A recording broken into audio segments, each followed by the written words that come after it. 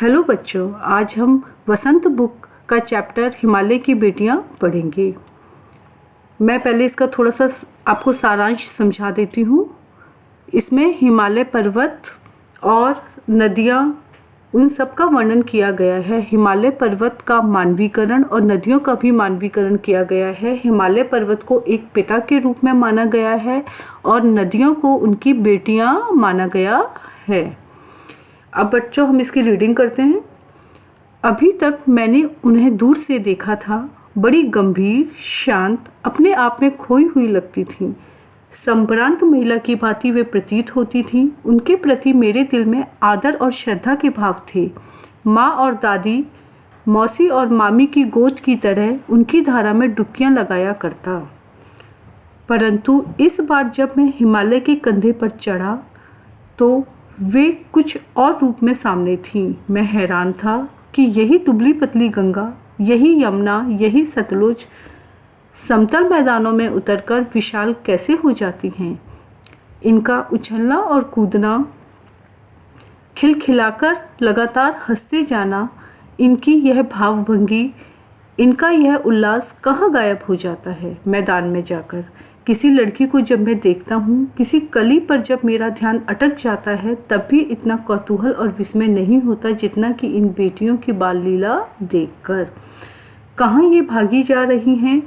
वह कौन लक्ष्य है जिसने इन्हें बेचैन कर रखा है? अपने महान पिता का विराट प्रेम पाकर भी अगर इनका हृदय अतृप्त ही है तो वह कौन होगा जो इनकी प्यास मिटा सकेगा? बर्फ जली नंगी पहाड़ियाँ, छोटे छोटे पौधों से भरी घाटियाँ, बंधुर आदित्यकाय, सरसब्ज उपत्यकाएं, ऐसा है इनका लीला निकेतन। खेलते खेलते जब ये जरा दूर निकल जाती हैं तो देवदार, चीड़, सरो, चिनार, सफ़ेदा, कैल के जंगलों में पहुंचकर शायद इन्हें बीती बातें याद करने का मौका मिल जाता होगा। कौन जाने बुढ़ा हिमालय अपनी इन नटखट बेटियों के लिए कितना सिर धुनता होगा।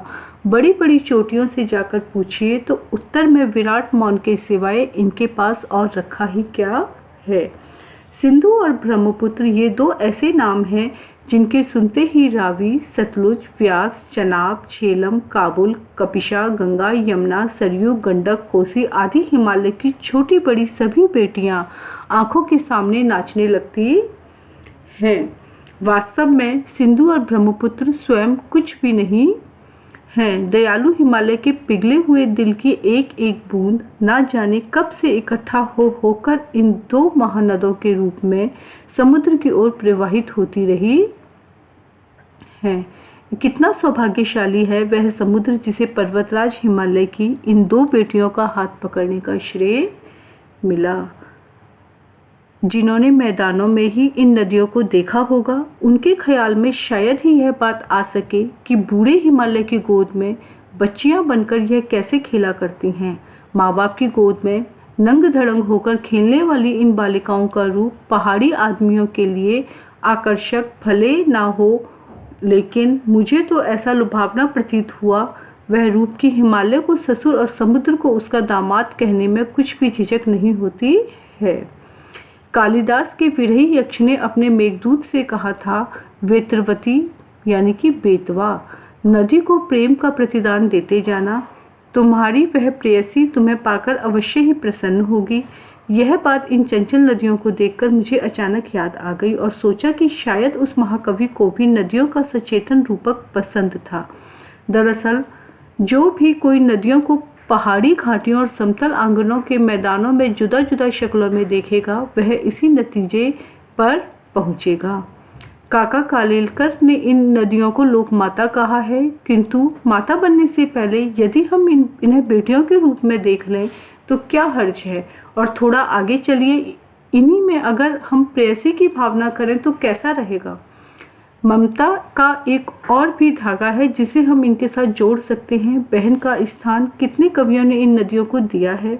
एक दिन मेरी भी ऐसी भावना हुई थी। थोलिंग तिब्बत की बात है। मन उचट गया था, तबीयत ढीली थी। सतलुज के किनारे जाकर बैठ गया। दोपहर का समय था। पैर लटका दिए पानी में। थोड़ी ही देर में उस प्रगतिशील जल ने असर डाला। तन मन ताजा हो गया तो लगा मैं गुनगुनाने। जय हो सतलज बहन तुम्हारी, लीला अचरज बहन तुम्हारी, हुआ मुदित मन हटा खुमारी। जाऊं मैं तुम पर बलिहारी, तुम बेटी यह बाप हिमालय, चिंतित पर चुपचाप हिमालय। प्रकृति नदी के चित्रित पट पर अनुपम अद्भुत छाप हिमालय। जय हो सतलज बहन तुम्हारी। इसके लेखक हैं नागार्जुन। बच्चों, हमारा पाठ तो समाप्त हुआ, लेकिन मैं इसका सारांश आपको एक बार समझा देती हूँ। यह पाठ जो है, इसके लेखक हैं नागार्जुन। पाठ का नाम है हिमालय की बेटियाँ। इसमें हिमालय को एक पिता के रूप में बताया गया है और जो नदियाँ हैं उनको हिमालय की बेटियाँ कहा गया है। नदियाँ दूर से देखने पर जो हैं लेखक को बहुत शांत और गंभीर दिखाई देती हैं। लेखक के मन में इनके प्रति श्रद्धा के भाव जागृत होते हैं। लेखक जब इन नदियों को हिमालय के कंधे पर चढ़कर देखता है तो उसे ये लगता है कि ये नदियाँ बहुत पतली हैं, जो समतल मैदानों में विशाल दिखाई दे रही हैं। लेखक को हिमालय की इन बेटियों की बाल लीलाएं यानी बचपन की लीलाओं को देखकर बहुत आश्चर्य होता है। हिमालय की इन बेटियों का ना जाने कौन सा लक्ष्य है जो इस प्रकार से वो बेचैन होकर बह रही हैं। नदियाँ बर्फ की पहाड़ियों में, घाटियों में और चोटियों पर लीलाएं करती हैं। लेखक को लगता है देवदार, चीड़, सरसों, चिनार आदि के जंगलों में पहुंचकर शायद इन नदियों को अपनी बीती बातें याद आ जाती होंगी।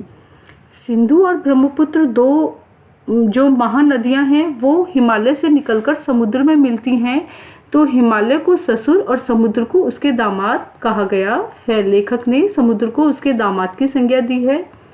कालिदास के यक्ष ने अपने मेघदूत में कहा है कि बेतवा नदी को प्रेम का विनिमय देते जाना, जिससे पता चलता है कालिदास जैसे महान कवि को भी नदियों का सजीव रूप पसंद था। काका कालेलकर ने नदियों को लोक माता कहा है, लेकिन लेखक इन्हें माता से पहले बेटियों के रूप में देखता है। कई कवियों ने इन्हें बहनों के रूप में भी देखा है। लेखक जब सतलुज के किनारे पर पैर लटकाकर बैठे तो वो इससे काफ़ी प्रभावित हुए और उन्होंने ये कुछ नीचे लाइनें लिखी थी जो हमने अभी पढ़ी हैं। तो बच्चों, ये चैप्टर समाप्त हुआ। आपको किसी भी तरह की कोई भी परेशानी है तो आप कमेंट बॉक्स में कमेंट डालकर पूछ सकते हैं। Thank you. प्लीज़, आपने अगर अभी तक मेरा चैनल लाइक और सब्सक्राइब नहीं किया है तो प्लीज़ इसे लाइक कीजिए और सब्सक्राइब कीजिए। Thank you.